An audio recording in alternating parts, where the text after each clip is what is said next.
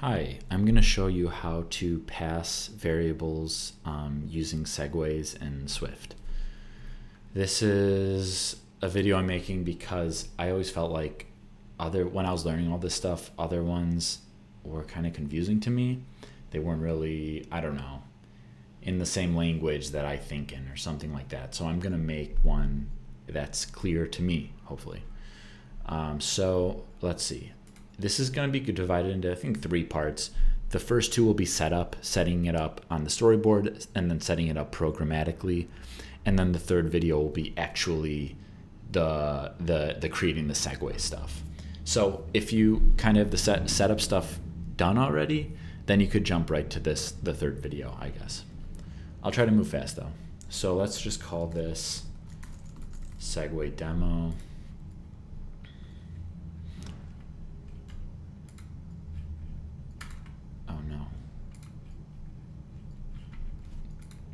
Create, replace. I was testing this out beforehand.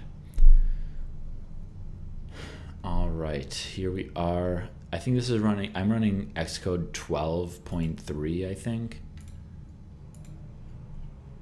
Yeah, so I don't know. I guess this isn't the newest version. I hope that it works for some people.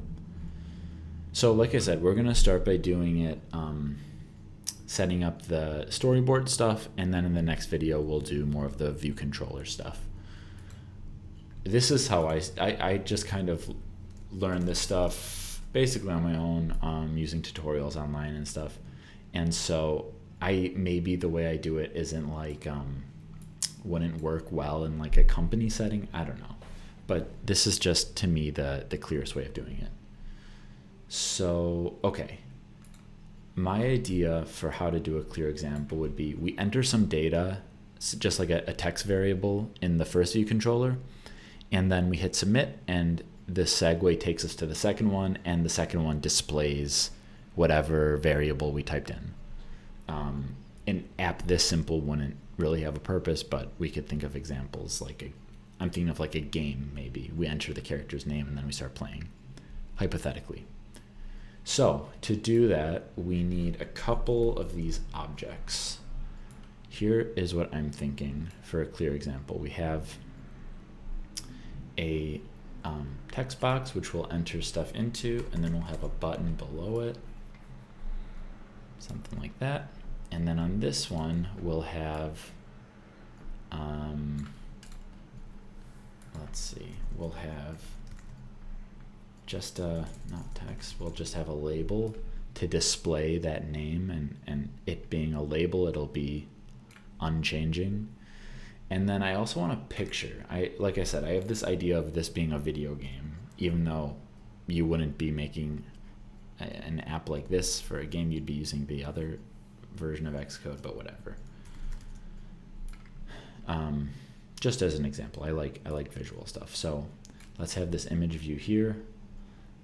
And then I thought it would be cool if we added this picture. So we'll say a image set, and then I have this pulled up. Thank you to this user. That's their ID. We're going to use this Mario. I don't know if this is, okay. Whatever, image 1 now. I messed that up.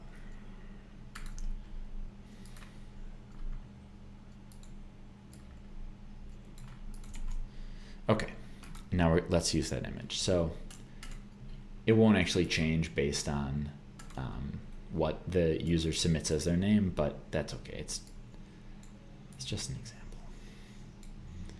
And also, just to add some more kind of flair to this or something, let's increase the size of this. 36, wow. And okay. So now let's make a few changes. Let's make that center text to say whatever we put as the name, that's who this character is. So we could even, this is just like the default text. This will change, but we'll say that's where the username goes. And we could also add some, what are these called? Constraints. So let's say 60 from the top, and and then horizontally we'll add a horizontally centered. Boom. So now it's right down the middle. That's where that goes. Perfect. It should work for different screen sizes. For Mario, let's say 20 from the text above it. And then the width and heights for pictures is always confusing to me. Look, it shrinks, but that's okay. That works. So there's Mario. And now we have to add some things here just to make it a little bit easier to understand while we're coding it. Let's add some placeholder text. So we're going to say username here. Let's say enter username here. So we have a verb. I like that. We could have this go across the whole thing. Again, let's add some constraints. Let's say, again, 20 from the top, 20 from the left, and 20 from the right. And then we don't have to put a width, I think. Again, my constraint skills are lacking, but this should do the job. 2 from there and 20 from the left. Boom. Perfect. Cool. So this is, again, very simple, but we have to make 2 more things and then we'll be done with the storyboard. So the first thing is we want to embed this in a navigation controller. So to do that, we click the first view controller, hitting this bar on the top. It always selects everything. We see that there. And then we can go up to editor and say embed in a navigation controller. So now instead of, theoretically, now the app doesn't jump to this page first, it jumps to this page, and then that takes us immediately to this page. But we never actually see this page. I've had view controllers explain to me like it's the example they say is like a stack of pancakes.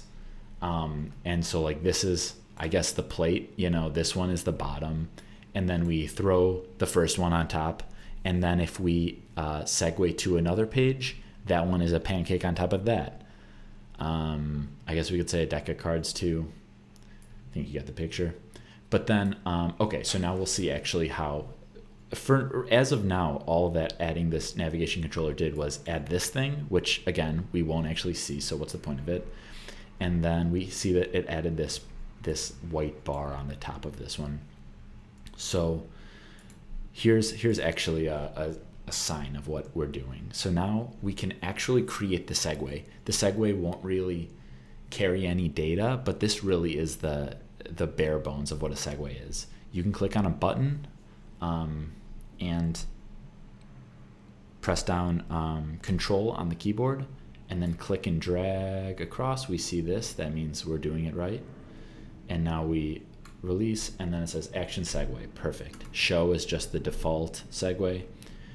And so that's the segue. But actually, we need to do a little bit more work to make it actually function. But we're kind of laying the foundation.